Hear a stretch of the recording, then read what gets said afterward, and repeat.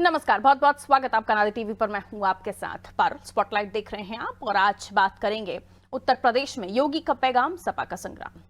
उत्तर प्रदेश विधानसभा में बजट सत्र में राज्यपाल के अभिभाषण पर चर्चा के दौरान सीएम योगी ने सपा पर जमकर निशाना साधा। सीएम योगी ने कहा कि समाजवादी जब अंतिम पायदान पर खड़े होते हैं तब इन्हें धर्म की याद आती है। योगी ने सपा को गेस्ट हाउस कांड की भी याद दिलाई और कहा, महिलाओं के प्रति आपका नजरिया क्या है ये सबको पता है। योगी ने कहा कि यूपी के सामने सपा ने पहचान का संकट तक खड़ा कर दिया था। 2017 के पहले यूपी के लोगों को धर्मशाला में भी कमरा नहीं मिलता था। आज यूपी के लोग कहीं जा रहे हैं तो सम्मान के साथ स्वागत होता है। योगी ने पूछा, समाजवादी कब से डॉक्टर भीमराव अंबेडकर को सम्मान देने लगे?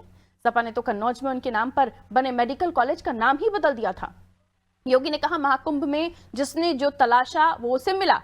सनातन विरोधियों को सिर्फ गंदगी ही दिखी। नेता प्रतिपक्ष माता प्रसाद पांडे ने आरोप लगाया कि कुंभ सबके लिए था, पर एक जाति विशेष के लिए सीएम ने मना कर दिया, जिस पर जवाब देते हुए मुख्यमंत्री ने कहा कि किसी को रोका नहीं गया। मैंने कहा था कि सद्भावना से कोई भी जा सकता है। सीएम ने आरोप लगाया कि समाजवादी पार्टी भगवान राम और भगवान कृष्ण को ही नहीं मानते थे।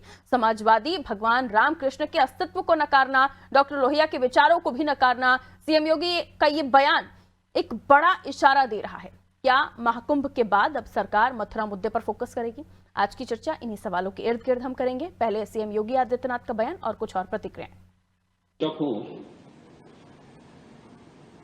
2013 में आपको वहां जाने नहीं दिया गया था। इस बार आप गए थे, आपने स्नान किया, आपने उसकी सराहना भी की और वहां की सुविधाओं के बारे में मुक्त कंठ से प्रशंसा की। आपने कहा कि आप बुद्ध को नहीं मानते। मैं तो भारत के हर महापुरुष को सम्मान देता हूं जिसने भारत के अंदर जन्म लिया। अच्छा लगा कि नेता प्रतिपक्ष अब समाजवादी से सनातनी हो गए हैं। जिस तरीके से जिनको गंदगी जो सुअर हैं उन्हें गंदगी दिखी, और ये सारी जो टिप्पणियां हैं ये एक मुख्यमंत्री की जबान से ये शोभा नहीं देती है।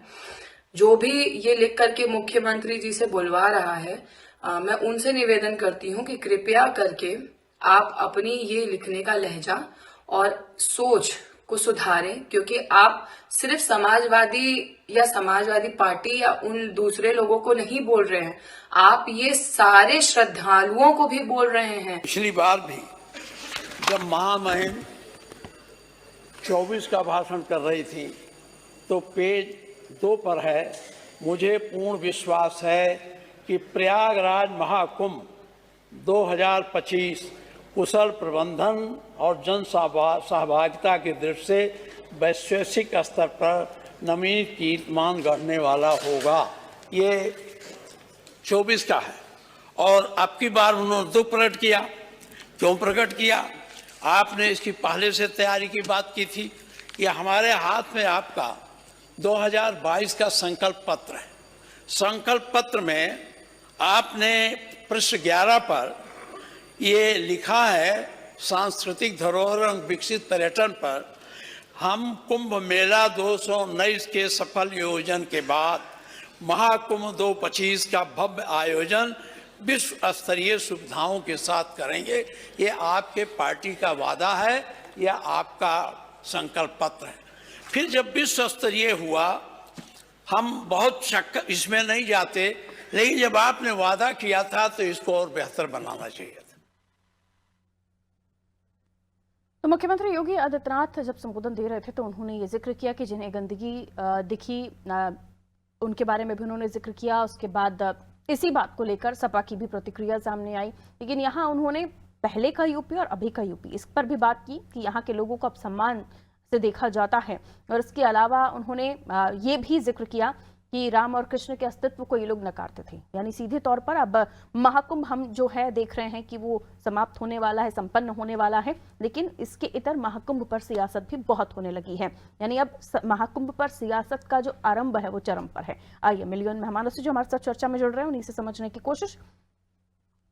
चंद्रमोहन चौबे जी हमारे साथ जुड़े हैं, भारतीय जनता पार्टी से, स्वागत करती हूं आपका। हेमंत मिश्रा जी कांग्रेस से हमारे साथ बने हुए, आपका भी स्वागत। अशोक तिवारी जी सपा से हमारे साथ बने हुए, आपका भी स्वागत करती हूं। नीरज मेहरी जी वरिष्ठ पत्रकार हमारे साथ जुड़े हुए। नीरज सर, आप ही से मैं शुरुआत करती हूं। जिस तरह का बयान आज मुख्यमंत्री योगी आदित्यनाथ ने दिया है उसमें सीधे तौर पर उन्होंने सपा पर निशाना साधा और कई अहम बिंदु उन्होंने रखे। जैसे मैंने जिक्र किया, पहले का यूपी, अब का यूपी, गंदगी का जिक्र किया उन्होंने कि कई लोग जो अपनी आस्था से गए उन्हें पुण्य प्राप्ति हुई, जिन्होंने गंदी चीजें अपने मन में रखकर दिखाया, जो वो कहना चाह रहे थे वो मैं शब्द उपयोग नहीं कर रही हूँ। लेकिन इस तरह के बयान देने के साथ साथ उन्होंने मथुरा श्री कृष्ण जन्मभूमि और उसके अलावा राम मंदिर का भी जिक्र, कहीं ना कहीं राम और कृष्ण का अस्तित्व नकारते थे ये लोग। ये बात भी वो कहते हुए नजर आए कि हम देखिए अब पॉलिटिक्स में इन सब मुद्दों की दोबारा से रीएंट्री हो रही है। देखिए पारुल जी, मुझे लगता है कि जो उत्तर प्रदेश के मुख्यमंत्री ने आज सदन में बयान दिया, निश्चित साक्षर वो सही है, क्योंकि ये उन्होंने अपनी आंखों से स्वयं देखा। क्योंकि जितनी बार मुझे लगता है उत्तर प्रदेश के मुख्यमंत्री वहां गए, उतनी बार कोई आज तक कभी भी किसी बड़े आयोजन में किसी भी स्टेट का मुख्यमंत्री नहीं गया होगा। लेकिन एक सवाल यहाँ ये खड़ा होता है पारुल जी, मुख्यमंत्री जी ने जो देखा वो सदन में बयान दिया। एक बड़ी चीज कि जनता ने क्या देखा, ये भी सवाल होता है, जनता ने क्या देखा। 24 घंटे 48 घंटे जाम में फंसे लोग देखे, ट्रैक्टर की ट्रॉलियों में भरा हुआ सामान, जूते चप्पल देखे। जनता ने क्या देखा कि प्रयाग रेलवे स्टेशन पर ट्रेन नहीं ले जा सकती भारत सरकार और प्रदेश सरकार मिलकर, ये भी देखा। 15-15 किलोमीटर 20-20 किलोमीटर पैदल चलकर लोग गए, दूध के लिए तरसते बच्चे भी देखे जनता ने। सोशल मीडिया ने जो दिखाया भरा पड़ा है, इसकी भी चर्चा होनी चाहिए थी मुझे लगता है।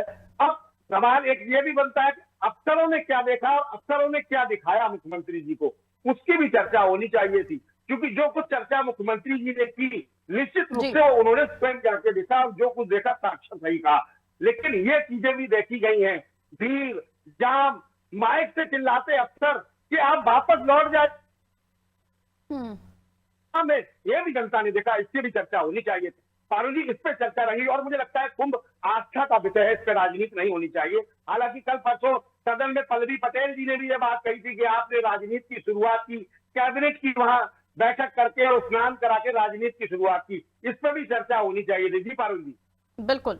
लेकिन अब जब इन बयानों के साथ साथ कुछ और चीजों का भी उन्होंने जिक्र कर दिया है, तो ये लग रहा है कि अब इस मामले से ट्विस्ट होती हुई पॉलिटिक्स वहां की दिखाई दे रही है। आइए और भी मेहमान हमारे साथ जुड़े हुए हैं, उनसे और समझ लेती हूँ। बीजेपी के पास चली जाऊंगी, चौबे जी हमारे साथ जुड़े हुए हैं। चौबे जी, क्या महाकुंभ में जो परिस्थितियां बनी उसको किसी से छुपाया नहीं जा सकता, लोगों ने सब कुछ देखा है, लेकिन उस पर भी सवाल उठ रहे हैं, तो जवाबदेही तो आपकी बनती है। दूसरा, क्या वाकई अब इस मुद्दे से हटकर आप दूसरी तरफ लेकर जाना चाह रहे हैं, इसलिए और भी चीजों का जिक्र हो रहा है? फिर चाहे रामकृष्ण का अस्तित्व नहीं स्वीकारते सपाई, ये जिक्र उन्होंने कहा, उन्होंने महिलाओं की सुरक्षा का भी मुद्दा उठाया। पारुल जी, माननीय मुख्यमंत्री जी ने वही बात कही है जो रामचरितमानस में तुलसी बाबा ने कहा है कि जाकी रही भावना जैसी, प्रभु मूरत देखी तिन तैसी। कुछ लोगों को जिनकी जैसी भावना रही है, जैसे चाहे समाजवादी पार्टी हो या उनके नेता हो, अथवा कांग्रेस हो, टीएमसी हो, जो उन लोगों की भावना हिंदुओं के प्रति और सनातन धर्म के प्रति रही है, उन्होंने इस कुंभ को लेकर उसी प्रकार की अपनी भावना को अभिव्यक्त किया है। उन्होंने क्या कहा, ममता बनर्जी ने क्या कहा कि मृत्यु का कुंभ। किसी ने कहा कि गंगा जी में और स्नान और प्रयागराज कुंभ में स्नान करने से क्या जो है रोजगार मिल जाता है। किसी ने कहा कि जो ममता बनर्जी कह रही हैं वो सही कह रही हैं।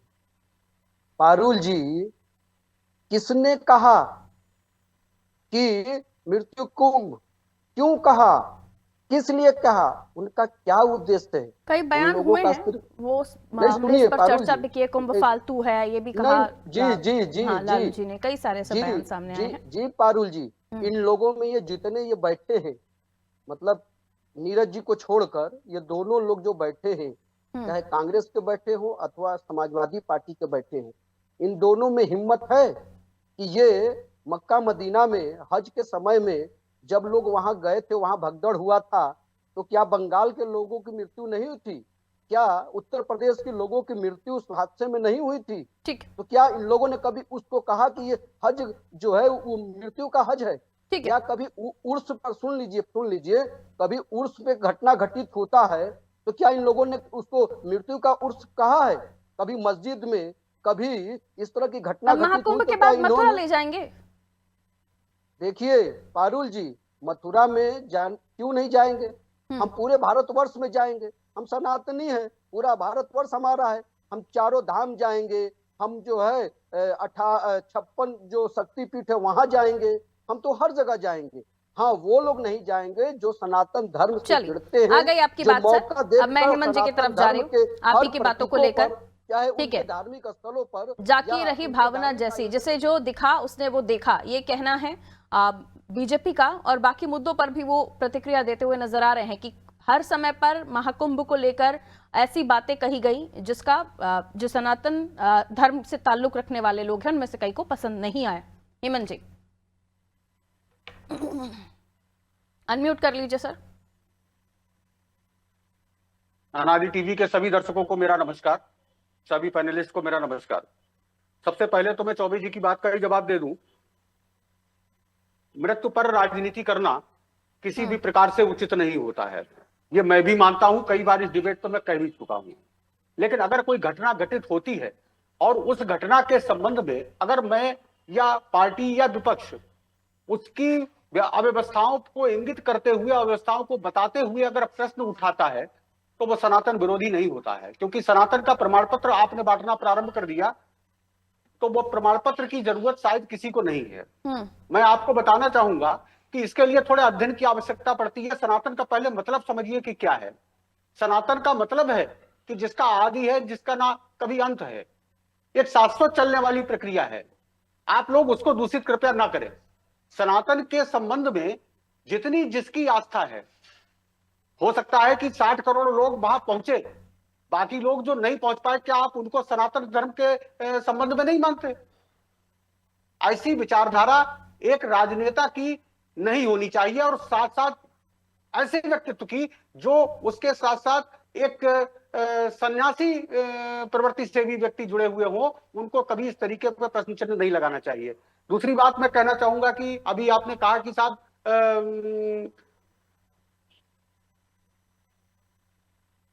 ममता बनर्जी जी का एक स्टेटमेंट आया, कांग्रेस पार्टी ने कभी ऐसे स्टेटमेंट की हिमायत नहीं की।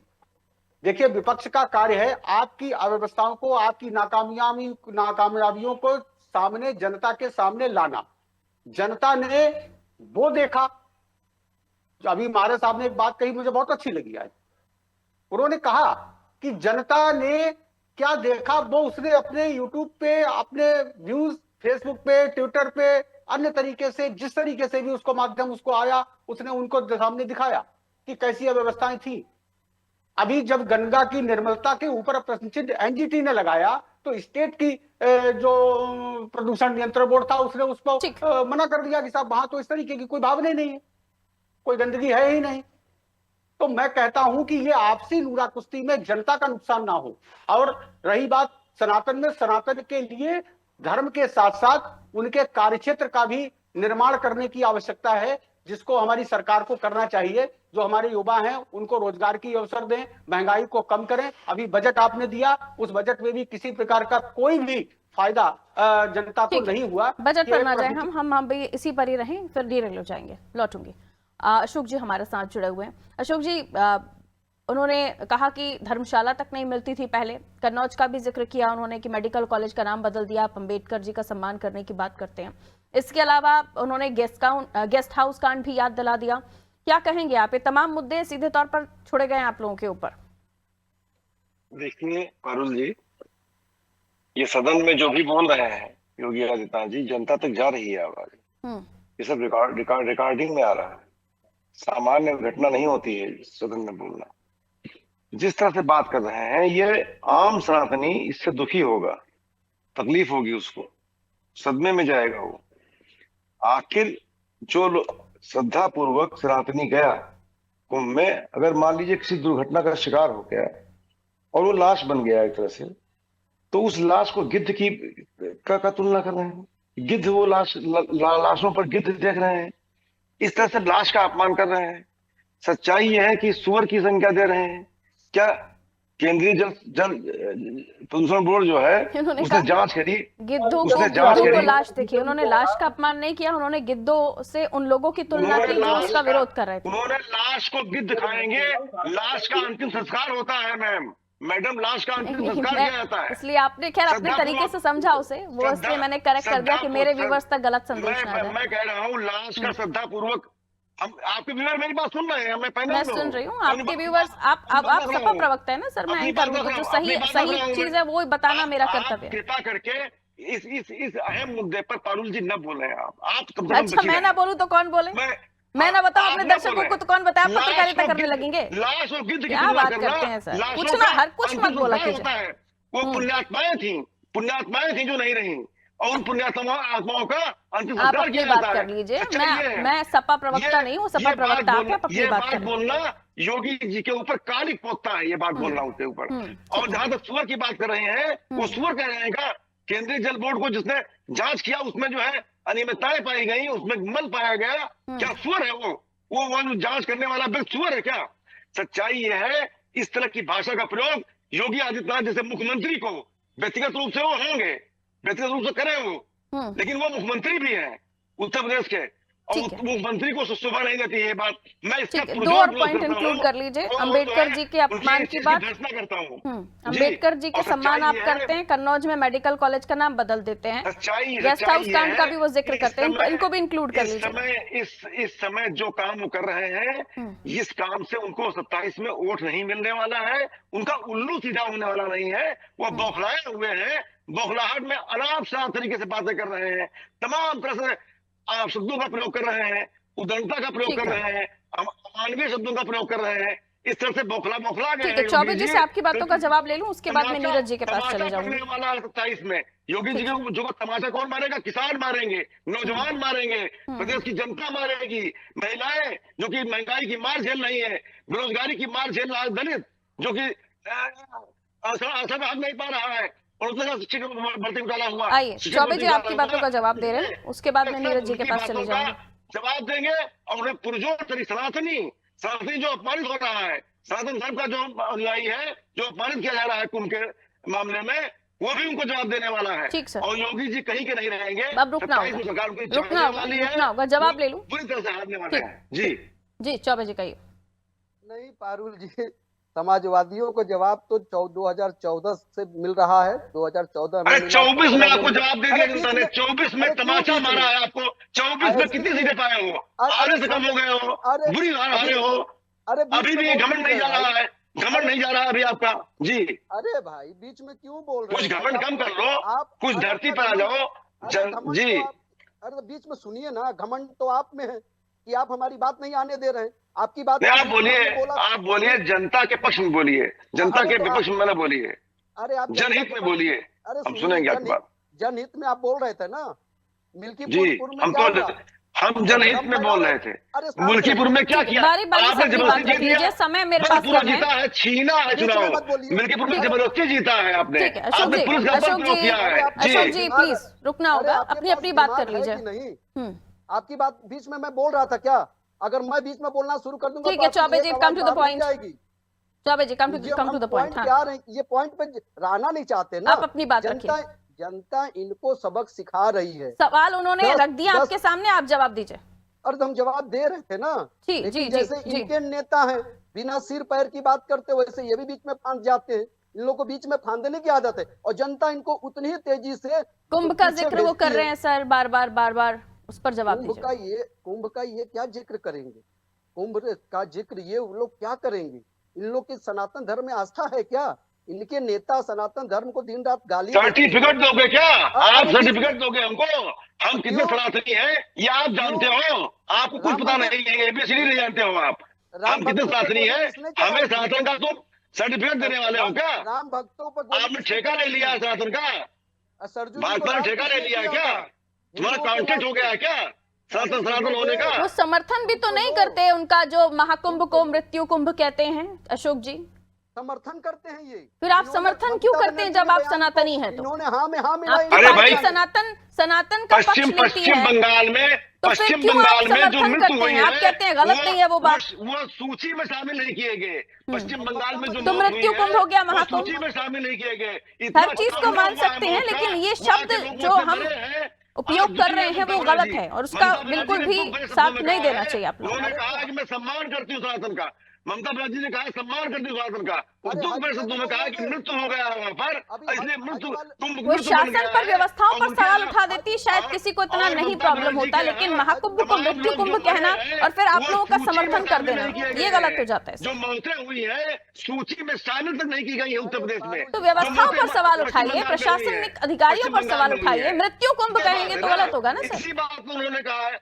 उन्होंने आहत होकर कहा है, दुखी होकर कहा है कि ये कुंभ है या मृत्यु कुंभ तो गलत कहा है सर, और आप लोगों को नहीं स्टैंड लेना चाहिए। आप लोग उस स्टैंड के साथ खड़े हुए हैं, ये गलत है। कुंभ का सम्मान करती हूँ, ठीक है, एक सेकंड अशोक जी कंटिन्यू मत बोलिए ना। अशोक जी म्यूट कर दीजिए अशोक जी को, मेरे बाकी मेहमानों का टाइम खराब नहीं होना चाहिए, वो भी बोलने के लिए ही बैठे हुए। चौबे जी प्लीज कंप्लीट कीजिए, उसके बाद मैं आ रही हूँ। नीरज जी जल्दी से 10 सेकंड में अपनी बात रखिए। इन लोग की बात आ रही है, हमारी बात नहीं आ पा रही है। कहिए 10 सेकंड, वैसे ही बीच में बोलना शुरू कर दे रहे हैं। 10 सेकंड है सर। चंद्रमोहन चौबे जी, आपने हमारा पक्ष जानने के लिए बुलाया है ना, तो हमारी बात भी आने दीजिए। चौबे जी 10 सेकंड है। 10 सेकंड इनसे आप सवाल पूछिए कि यही ममता बनर्जी जब हज पे कोई घटना घटित होती है, दुखद घटना हम उसको बोलते हैं, हम उसके पक्ष में नहीं है, लेकिन ये उनकी जुबान, तब क्या बंगाल के लोग की मौत नहीं होती हज पे? क्या उत्तर प्रदेश के लोगों की हज पे मौत नहीं होती है? क्या उर्स में कभी घटना घटित होती है तो उस समय लोगों की मौत नहीं होती है? इनको अगर मौत से इतना दुख है तो उसके बारे में भी बोले ना, उस पर भी टिप्पणी करे ना, कि सिर्फ ये हिंदू धर्म का जो भी धार्मिक आयोजन हो, कोई घटना घटित हो जाए अब इसे एजेंडा बनाने की कोशिश की जा रही है नीरज सर। इससे वाकई क्या, जो अगर अशोक जी की बातों को मैं समझूं तो वो कह रहे हैं कि इससे आने वाले समय पर वोट बैंक में नुकसान होगा। नीरज सर देखिए पारुल जी, निश्चित रूप से इतना बड़ा आयोजन है और मुख्यमंत्री ने स्वयं जाके वहां कमाल संभाली, बहुत सारी व्यवस्थाएं गड़बड़ाई थी, वो ठीक हुई, इसमें कोई दो राय नहीं है कि वो नहीं जाते तो इतनी बड़ी संख्या में 7 करोड़ लोगों का स्नान हो पाना एक बहुत बड़ा आयोजन है। मुझे लगा विश्व का सबसे बड़ा आयोजन था। जी। लेकिन आपने मंदिर वाली बात करी कि अयोध्या के बाद अब कहीं मथुरा की बात है, तो मुझे लगता है क्योंकि पहले ही भारतीय जनता पार्टी तो स्पष्ट कर चुकी थी कि अयोध्या तो झांकी है, काशी मथुरा बाकी है, तो अपनी तरीके से वापस वो अपना जो मेन मूव है उसकी तरफ आ रहे हैं। 10 सेकंड हेमंत जी। बिल्कुल। देखिए मेरी समझ में सनातन और धर्म ये आस्था के विषय हैं, और इनको आस्था के विषय में इन पे राजनीति कृपया सरकार ना करे। जिस तरीके की भाषा अभी आपने अपने जो शुरुआती अपनी बयान में अपनी बात कही कि उन शब्दों को हम नहीं कह पा रहे हैं, तो वो शब्द सदन के अंदर बोले गए, तो शायद मैं समझता हूं कि आत्मावलोकन की आवश्यकता है भारतीय जनता पार्टी और माननीय योगी जी को, कि वो ऐसी भाषा का प्रयोग करें जिससे सनातन का भला हो और सनातन में रहने वाले भाषा का स्तर तो कब कहाँ कितना गिरा हुआ है सर, ये राजनेताओं की तो तुलना ही ना कीजिए तो बेहतर होगा। कब कहाँ कितना गिर जाते हैं, कोई तुलना नहीं है। लिस्ट निकालेंगे तो सब हर पार्टी का नेता निकलेगा उसमें, और लिस्ट भी हर पार्टी की लंबी होती चली जाएगी। बहरहाल मैं अभी आप लोगों से इजाजत देना चाहूंगी क्योंकि समय इतना ही इजाजत दे रहा था। बहुत बहुत शुक्रिया आप सभी का हमारे साथ जुड़ने के लिए। उत्तर प्रदेश की हम बात कर रहे थे, महाकुंभ अपने समापन की ओर है, लेकिन इस बीच जो महाकुंभ पर सियासत है वो चरम पर है, और इसलिए भी हम ये कह रहे हैं क्योंकि अब एक के बाद एक उन मुद्दों को निकाला जा रहा है। और दूसरी तरफ भारतीय जनता पार्टी, मुख्यमंत्री योगी आदित्यनाथ को जो संबोधन था, उन्होंने सीधे तौर पर कहा जिसने जो देखा जाकी रही भावना जैसी, जिसने जो देखा जैसी भावना थी उससे वो दिखा। बहरहाल अब इस मुद्दे पर तमाम आपने अपनी पक्ष अपनी बातें रख रहे हैं, लेकिन इधर उन्होंने कई सारे मुद्दों पर भी याद दिला दी सपा को। गेस्ट हाउस का भी याद दिला दिया। उन्होंने कहा कि मेडिकल कॉलेज कन्नौज में बाबा अम्बेडकर साहब के नाम पर था, उस नाम को बदल दिया, आप सम्मान की बात करते हैं। कई तरह के मुद्दे जिस पर पूरी तरीके से घेरने की कोशिश मुख्यमंत्री योगी आदित्यनाथ ने सपा को की है, जिसके बाद सपा की भी टिप्पणियां आना शुरू हुई। उन्होंने भी उन तमाम बयानों को दूसरे नजर से देखते हुए अपनी प्रतिक्रिया दी है। बहरहाल दीजिए इजाजत, नमस्कार।